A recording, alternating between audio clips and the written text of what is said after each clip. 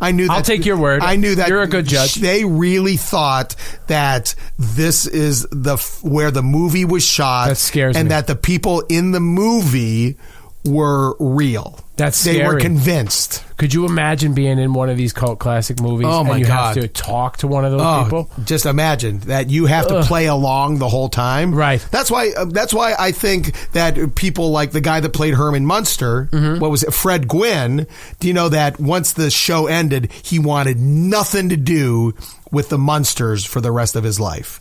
If you ever mentioned to him, oh, you were Herman Munster, he would just put a pie in your face, because he hated the fact that also, what's her name? He was the judge in My Cousin Vinny. Right. And also the woman Tina Louise who played Ginger on Gilligan's Island. Okay. Nothing to fucking do with Gilligan's Island. Really? She wants nothing to do with it. If you bring it up, she wants nothing to do with it. So she is still alive. She's like in her 80s. Really? Yeah, I'm sure she looks good. Have you met her? No, I have not. Oh, okay. No, I've met Mary Ann. Okay. Yeah. How's Dawn she Wells. She looked pretty good. pretty good. She looked like she'd been on the island a while. Like, hooking up with 90-year-old women. Right. Great. Who make a banana cream pie. All right, I'm going to hit you with something that I did not want to tell you in the beginning of this story. Right. Because it would send us off into the atmosphere. Right. I've never seen that movie all the way through. Get the fuck out of here. Never. It's on for 24 straight hours on TBS every year. I know, but what I've seen of it, I don't know if I like it. Why don't you watch it from beginning to end? I know. Because I like it. I like it a lot. Everybody does. I'm not overboard to the point of where I think that Ralphie's coming home, to put the stairs back where they belong. I'm not that delusional. No. But it's very funny. And the fact that the exteriors were shot in Cleveland and I see downtown Cleveland the way I remember it when I was a kid, I enjoy that as well. Sure. So even though it takes place in Indiana. It has so many elements of many of the movies that I love. Right. So, but I've never seen it all the way through. This year you're going to sit down with the wife and kids and you're going to watch it. I will. From beginning to end. I will. And you know what? I will do that for you because in the past I have resisted that because I won't give in on certain things like that. Right. But this one, it's not fair to compare it, but I refuse and never have watched. Plus, you don't want to be one of those people. There's people on Facebook that make it their mission to be so proud of never having done it. I'm not proud of this one. Someone said, somebody the other day said, I have never seen Gone with the Wind. Right. Well, why? Why have you not seen it? No, Harry Potter, I've refused. Right. Never watched one frame of Harry Potter. No, that's different. Right. That's different. I'm talking about the classics. Right. This. At some point in your life, I have no excuse. You have to see A Christmas Story. Right. Now that you have kids, too. That's true. It's great for the kids to watch. Right. They'll love it. And the other thing is, it made me think of when you started talking about this town and them doing this little cottage industry they have around it. It made me think of Amityville, Long Island, and how those people don't want anything. No. Now, of course, obviously, a very different tone. Right, but do you know if they turned that house into the Amityville horror house? Money. Holy shit. They would Instead, make a what fortune. they do is they keep changing the house, right? But they never change the windows enough. They still look like the windows, and they keep running out in the street like, "Stop coming on our street!" Right, make some money. And they haven't walked through with sage to get rid of the evil spirits. They're still there.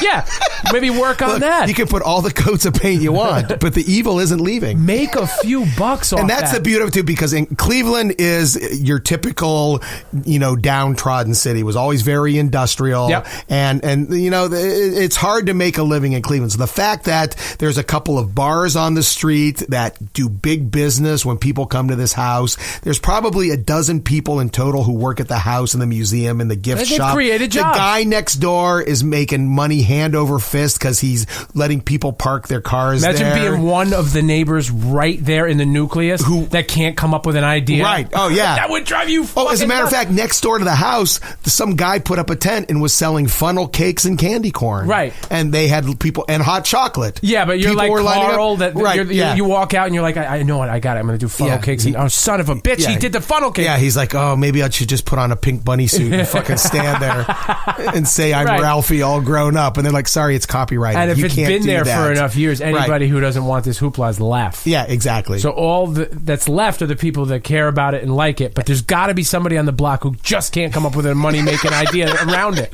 Right. That's awesome.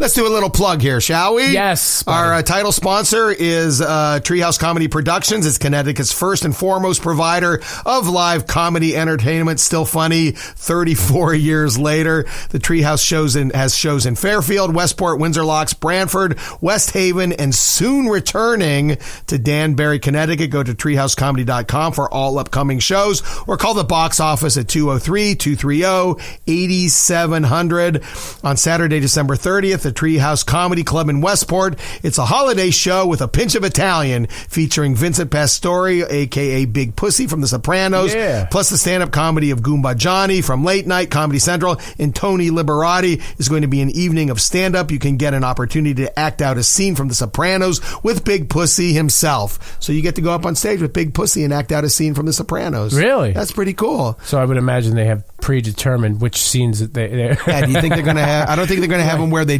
dump the guy off the back of the boat. Hey, Big Pussy, you remember this one? No, I don't. Well, remember it. That's the one I want to do. It was 10 years ago. What if someone shows up and goes, were you in A Christmas Story? No, I was not in A Christmas Story. Can it be any scene or can it be from The Sopranos? Listen, here's what I'd like to do. Yeah. I would love to do the scene from Gone with the Wind when the Confederate soldiers are ransacking the house. They get up on the stage and go, the set is not how I remember it. I don't remember it this way at all. In January, Gilbert Gottfried returns to the Treehouse.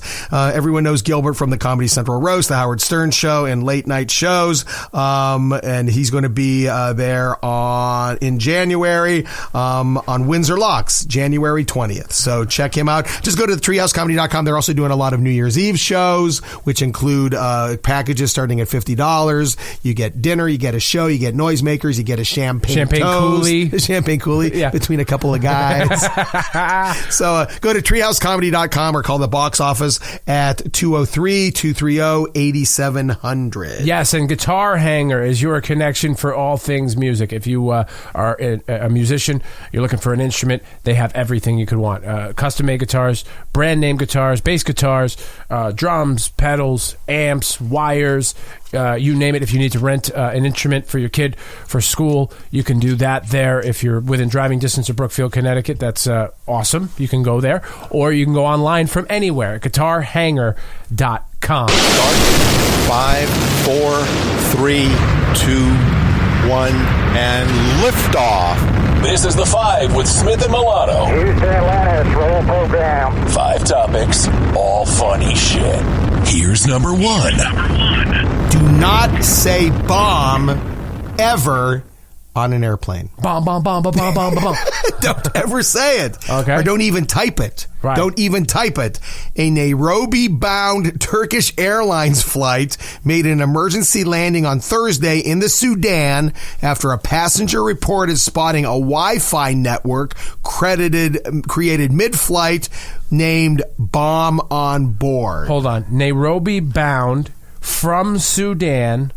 What other details? Turkish Airlines. Turkish Airlines. Okay. Now, if you don't think you're going to hear the words bomb on that flight, then you're never going to hear the words bomb. Well, here's the reason that I did this story, because I don't really give a shit about the story. I just wanted to make a point of saying to the people that book me, to you, to my manager, I will never be on a Nairobi-bound flight over the Sudan on Turkish Airlines. Yeah, and it might simple. Be ignorant simple. of us to say, right, but right. It's that fucking just, simple. Yeah, that's a stew right there. No one is ever going to call me and say, "Listen, I have a gig in Nairobi."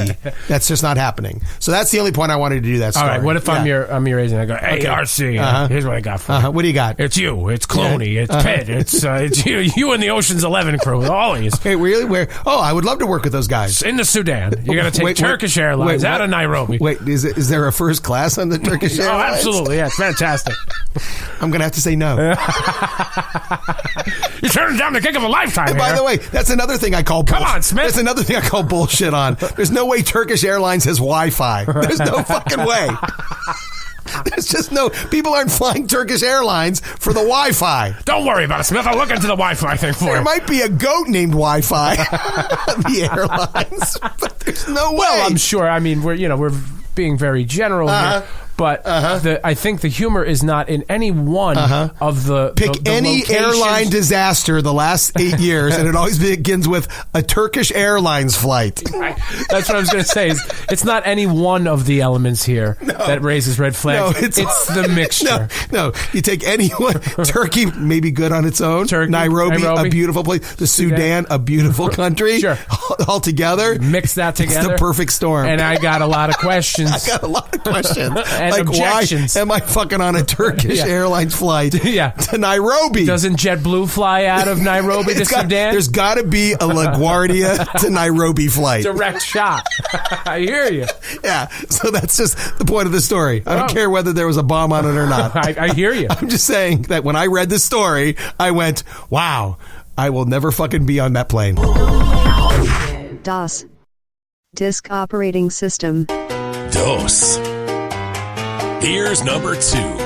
It's time. I felt like this, the results of this, or he addressed this, James Cameron, about Titanic, the famous scene at the end where Rose won't move her fat ass off the door just a few inches, so Jack can, live instead of saying goodbye. And every hack comic at that time when the movie came out would start off the bit by saying, I don't even think that's fair to talk about hack comics.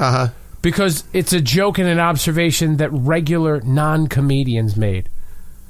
In what way? Regular people always joked about that. Rose, move over, Right, but they would also say, there wasn't room on that door with her fat ass. Right. Yeah, it was just, So anyway, after all these years and the anniversary of the Titanic movie, it gets a laugh though. I think I might have dug myself out of a hole with that one. Stop it!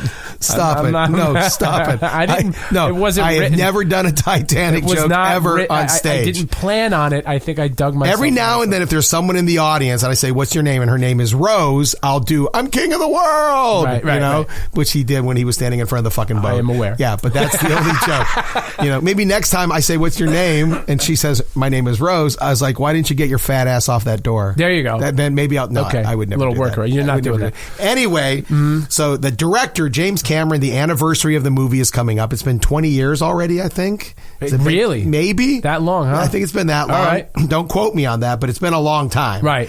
And so James Cameron, the director, was giving a press conference, and they said to him, "Can you finally put to rest the whole idea that there was room on the door for Jack? Okay. Why didn't she let him on the door and there would have been a happy ending?" And he had 20 years to think about it. Think of an answer. No, he said, "We wanted Jack to die." Well, that's as simple as that gets. That's his first answer. Yeah. His second answer is better, but his first answer was, "We looked at the possibility of both of them living, but it was a better ending if he died." Agree. It is a better ending because you don't want them living happily ever after, because then it makes a stupid love story. Sure. He wanted it to be a story of tragedy and loss. Right. So he said that's why he died, why he didn't get on the door. And then his second answer was, "It's just a movie." You got to get over Jack not being on the fucking door. Yeah. That's a great answer. Which is the greatest answer of all time. Because here's somebody that invested personally millions of his own dollars before this movie was made and written. Yeah. Researching this very historical event. Exactly. Like, he poured his life into that I think he film. may have even been on one of the boats that found the actual Titanic. Yeah. He poured his life into this thing for a decade, maybe more. Right. And yet he can step back and go, at the end of the day, folks, she's a movie. That's right. You got to go home and watch something else. Wow. Or better yet, when they get to that part of the movie, turn it off. It's not a big deal. And then he said, look, Jack was going to die either way. Whether he didn't get on the door or whether a smokestack fell on him. Right. He was going to die. Yeah, any number of ways they could have killed him. There you go. They chose to kill him that way. Right. By not being able to get on the door. I'll never let go, Jack. Yeah. And then she fucking lets go. She lets go. Yeah. So she's a liar. Like, there's so many. Like, if you really love him, I feel like there's a lot of things we could have tried here. Right. Yeah. But oh well. Yeah. Or as they say on Seinfeld, so that woman, she's just a liar, right? And Jerry goes, and a bit of a tramp. That was like one of the most talked about scenes in that movie was the drawing. Yeah. And it was the least pornographic thing I've ever seen. No, it was kind of hot. The boob shot was kind of hot. She has a nice boob. Yeah, she